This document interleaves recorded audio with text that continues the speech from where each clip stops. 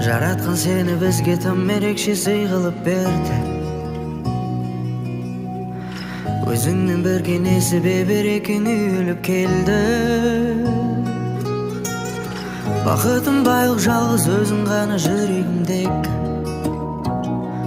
Карашыгым көзүмдеги. Сен келип жакшылык толуп биздин өмүр өзгерди. Ата-ана бакыты бөледің сезимдерге бизди. Осунун бәрин әңге салып айтар кези келди. Барасылым кызым.